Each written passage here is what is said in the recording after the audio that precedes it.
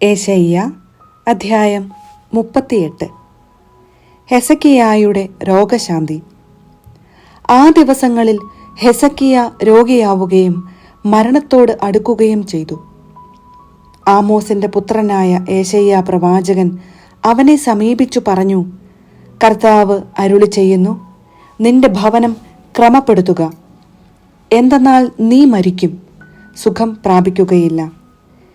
ഹെസക്കിയ ചുമരിന്റെ നേരെ തിരിഞ്ഞ് കർത്താവിനോട് പ്രാർത്ഥിച്ചു, കർത്താവേ, ഞാൻ വിശ്വസ്തയോടും പൂർണ്ണ ഹൃദയത്തോടും കൂടെ അങ്ങയുടെ മുൻപിൽ വ്യാപരിച്ചുവെന്നും അങ്ങയ്ക്ക് പ്രീതികരമായത് എപ്പോഴും അനുവർത്തിച്ചുവെന്നും അങ്ങ് ഇപ്പോൾ അനുസ്മരിക്കണമേ.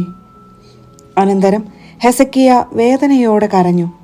അപ്പോൾ ഏശയ്യായ്ക്ക് കർത്താവിന്റെ അരുളപ്പാടുണ്ടായി, നീ ചെന്ന് ഹെസക്കിയായോട് പറയുക, നിന്റെ പിതാവായ ദാവീദിന്റെ ദൈവമായ കർത്താവ് അരുളി ചെയ്യുന്നു, നിന്റെ പ്രാർത്ഥന ഞാൻ ശ്രവിച്ചിരിക്കുന്നു, നിന്റെ കണ്ണുനീർ ഞാൻ ദർശിച്ചു. ഇതാ നിന്റെ ആയുസ് 15 വർഷം കൂടി ഞാൻ ദീർഘിപ്പിക്കും. ഞാൻ നിന്നെയും ഈ നഗരത്തെയും അസീറിയ രാജാവിന്റെ കരങ്ങളിൽ നിന്ന് രക്ഷിക്കുകയും ഈ നഗരത്തെ സംരക്ഷിക്കുകയും ചെയ്യും. കർത്താവിന്റെ ഈ വാഗ്ദാനം നിവൃത്തിയാകുമെന്നതിന് അവിടുന്ന് നൽകുന്ന അടയാളമാണിത്. ആഹാസിന്റെ ഘടികാരത്തിൽ അസ്തമയ സൂര്യന്റെ രശ്മികളേറ്റുണ്ടാകുന്ന നിഴൽ 10 ചുവട് പുറകോട്ട് തിരിയുന്നതിന് ഞാൻ ഇടയാക്കും. അങ്ങനെ ഘടികാരത്തിൽ നിഴൽ 10 ചുവട് പുറകോട്ട് മാറി. യൂദ രാജാവായ ഹെസക്കിയ തനിക്ക് പിടിപെട്ട രോഗം മാറിയപ്പോൾ എഴുതിയത്. ഞാൻ പറഞ്ഞു, എൻ്റെ ജീവിതത്തിൻ്റെ മധ്യാഹ്നത്തിൽ ഞാൻ വേർപിരിയണം. ശേഷിച്ച ആയുസ് പാതാളവാതിൽക്കൽ ചെലവഴിക്കുന്നതിന് ഞാൻ വിധിക്കപ്പെട്ടിരിക്കുന്നു. ഞാൻ പറഞ്ഞു, ജീവനുള്ളവരുടെ നാട്ടിൽ ഞാൻ ഇനി കർത്താവിനെ ദർശിക്കുകയില്ല. ഭൂവാസികളുടെ ഇടയിൽ വച്ച് മനുഷ്യനെ ഞാൻ ഇനി നോക്കുകയില്ല. ആട്ടിടയൻ്റെ കൂടാരം പോലെ എൻ്റെ ഭവനം എന്നിൽ നിന്ന് പറിച്ചു മാറ്റിയിരിക്കുന്നു. നെയ്ത്തുകാരനെ പോലെ എൻ്റെ ജീവിതം ഞാൻ ചുരുട്ടിയിരിക്കുന്നു. തറയിൽ നിന്ന് അവിടുന്ന് എന്നെ മുറിച്ചു നീക്കി. പകലും രാത്രിയും അവിടുന്ന് എന്നെ അന്ത്യത്തിലേക്ക് നയിച്ചു കൊണ്ടിരിക്കുന്നു. പ്രഭാതം വരെ സഹായത്തിനു വേണ്ടി ഞാൻ കരയുന്നു. ഒരു സിംഹത്തെ പോലെ അവിടുന്ന് എൻ്റെ അസ്ഥികൾ തകർക്കുന്നു. രാപകൽ അവിടുന്ന് എന്നെ അന്ത്യത്തിലേക്ക് നയിച്ചു കൊണ്ടിരിക്കുന്നു. മീവൽ പക്ഷിയെപ്പോലെയോ കൊക്കിനെ പോലെയോ ഞാൻ നിലവിളിക്കുന്നു. പ്രാവിനെ പോലെ ഞാൻ ഞരങ്ങിക്കൊണ്ടിരിക്കുന്നു. മുകളിലേക്ക് നോക്കി എൻ്റെ കണ്ണ് തളർന്നിരിക്കുന്നു. കർത്താവേ, ഞാൻ മർദ്ദിക്കപ്പെടുന്നു. അങ്ങ് എൻ്റെ രക്ഷയായിരിക്കണമേ. എനിക്കെന്തു പറയാൻ കഴിയും? അവിടുന്ന് തന്നെ എന്നോട് സംസാരിക്കുകയും അവിടുന്ന് തന്നെ ഇത് പ്രവർത്തിക്കുകയും ചെയ്തിരിക്കുന്നു. മനോവേദന നിമിത്തം ഉറക്കവും എന്നെ വിട്ടകന്നിരിക്കുന്നു. കർത്താവേ, എന്നിട്ടും എൻ്റെ ആത്മാവ് അങ്ങയോടൊത്ത് ജീവിക്കും. ഞാൻ അങ്ങേക്ക് വേണ്ടി മാത്രം ജീവിക്കും. എനിക്ക് ആരോഗ്യം പ്രദാനം ചെയ്ത് എന്നെ ജീവിപ്പിക്കണമേ. എൻ്റെ കഠിന വേദന എൻ്റെ നന്മയ്ക്കു വേണ്ടിയായിരുന്നു. അങ്ങ് എൻ്റെ സകല പാപങ്ങളും അങ്ങയുടെ പിന്നിൽ എറിഞ്ഞു കളഞ്ഞതുകൊണ്ട് നാശത്തിൻ്റെ കുഴിയിൽ നിന്ന് എൻ്റെ ജീവനെ അങ്ങ് രക്ഷിച്ചു. പാതാളം അങ്ങേക്ക് നന്ദി പറയുകയില്ല. മരണം അങ്ങയെ സ്തുതിക്കുകയില്ല. പാതാളത്തിൽ പതിക്കുന്നവർ അങ്ങയുടെ വിശ്വസ്തതയിൽ പ്രത്യാശയർപ്പിക്കുകയില്ല. ജീവിച്ചിരിക്കുന്നവൻ അവനാണ് അങ്ങേക്ക് നന്ദി പറയുന്നത്. ഞാൻ ഇപ്പോൾ ചെയ്യുന്നത് പോലെ തന്നെ. പിതാവ് തൻ്റെ സന്തതികളെ അങ്ങയുടെ വിശ്വസ്തത അറിയിക്കുന്നു. കർത്താവ് എന്നെ രക്ഷിക്കും. ഞങ്ങൾ അവിടുത്തെ ഭവനത്തിൽ പ്രവേശിച്ച് ജീവിതകാലം മുഴുവൻ തന്ത്രീനാദത്തോടെ അങ്ങയെ കീർത്തിക്കും. അപ്പോൾ ഏശയ്യ പറഞ്ഞു, അവൻ സുഖം പ്രാപിക്കേണ്ടതിന് ഒരു അത്തിയട എടുത്ത് അവൻ്റെ പരുവിൽ വയ്ക്കുക. ഞാൻ കർത്താവിൻ്റെ ഭവനത്തിൽ പ്രവേശിക്കുമെന്നതിൻ്റെ അടയാളം എന്തായിരിക്കുമെന്ന് ഹെസക്കിയ ചോദിച്ചിട്ടുണ്ടായിരുന്നു. ഏശയ്യ അധ്യായം 39. ബാബിലോൺ ദൂതന്മാർ. അക്കാലത്ത് ഹെസക്കിയ രാജാവ് രോഗിയായിരുന്നിട്ടും സുഖം പ്രാപിച്ചു എന്ന് കേട്ട് ബലാദാന്റെ പുത്രനും ബാബിലോൺ രാജാവുമായ മെറോദാക്കുബലാദാൻ എഴുത്തുകളും സമ്മാനങ്ങളുമായി ദൂതന്മാരെ അവന്റെ അടുത്തേക്കയച്ചു. ഹെസക്കിയ അവരെ സ്വീകരിച്ചു. അവൻ തന്റെ ഭണ്ഡാരവും വെള്ളിയും സ്വർണവും സുഗന്ധവ്യഞ്ജനങ്ങളും പരിമള തൈലവും തന്റെ ആയുധശാല മുഴുവനും സംഭരണശാലകളിൽ ഉണ്ടായിരുന്ന സർവവും അവർക്ക് കാണിച്ചു കൊടുത്തു. ഹെസക്കിയ അവരെ കാണിക്കാത്തതായി അവന്റെ കൊട്ടാരത്തിലോ രാജ്യത്തിലോ ഒന്നും ഉണ്ടായിരുന്നില്ല. ഏശയ്യാ പ്രവാചകൻ ഹെസക്കിയ രാജാവിനെ സമീപിച്ചു ചോദിച്ചു, ഇവർ എന്തു പറഞ്ഞു? അവർ എവിടെ നിന്ന് നിന്റെ അടുത്തു വന്നു? ഹെസക്കിയ പറഞ്ഞു, അവർ വിദൂരസ്ഥമായ ബാബിലോണിൽ നിന്നാണ് എൻ്റെ അടുത്തു വന്നത്.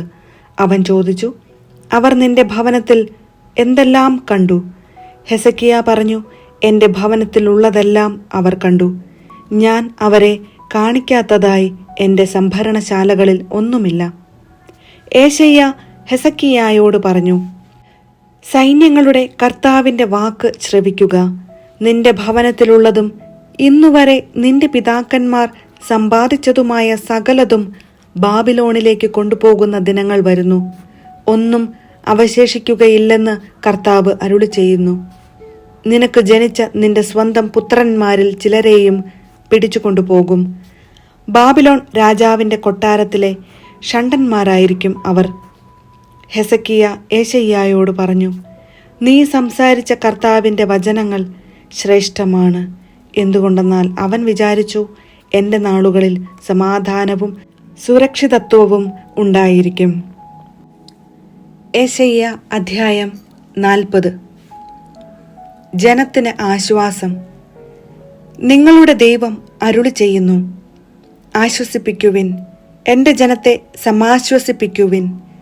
ജെറുസലേമിനോട് സൗമ്യമായി സംസാരിക്കുകയും അവളോട് പ്രഘോഷിക്കുകയും ചെയ്യുവിൻ.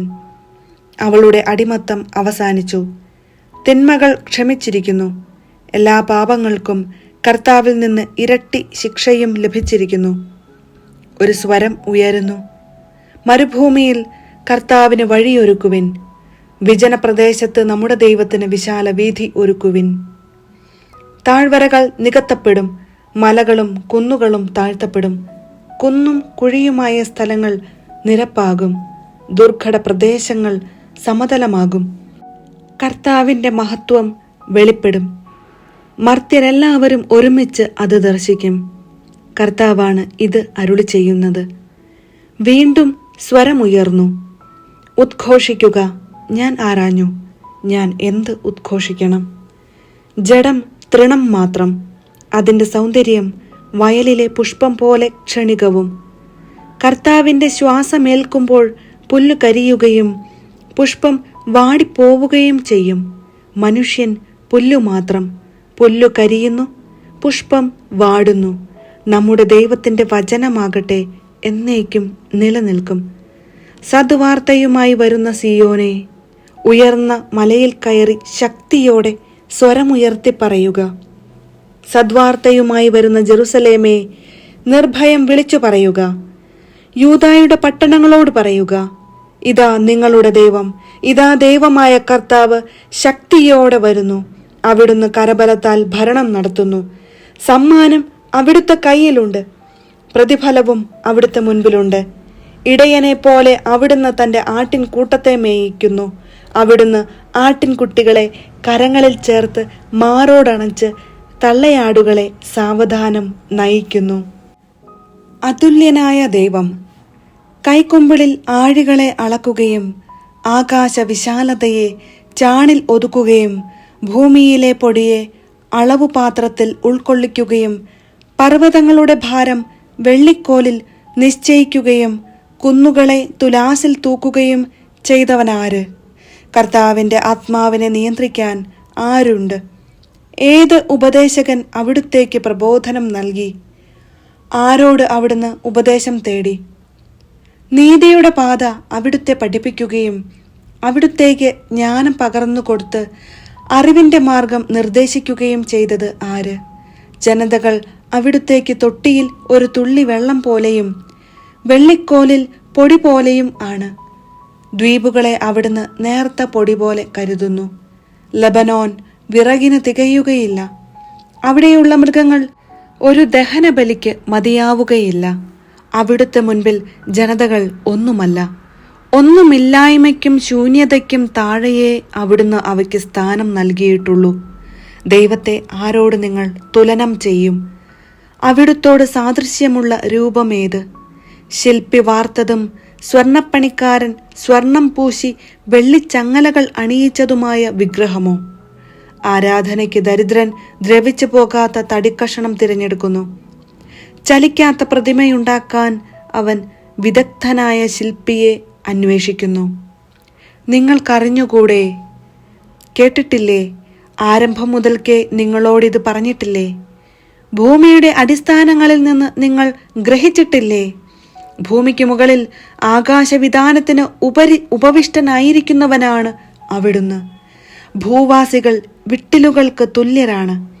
അവിടുന്ന് ആകാശത്തെ തിരശീല പോലെ നിവർത്തുകയും കൂടാരം പോലെ വിരിക്കുകയും ചെയ്യുന്നു.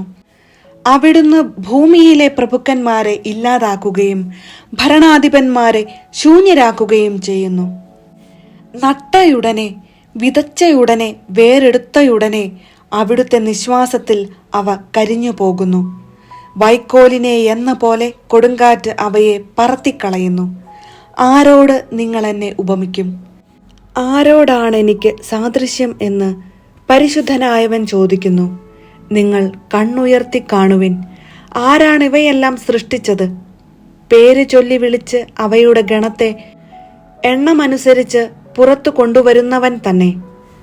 അവിടുത്തെ ശക്തിയുടെ മഹത്വവും പ്രഭാവവും മൂലം അവയിലൊന്നുപോലും നഷ്ടപ്പെടുന്നില്ല. യാക്കോബേ, ഇസ്രായേലേ, എൻ്റെ വഴികൾ കർത്താവിൽ നിന്ന് മറഞ്ഞിരിക്കുന്നു.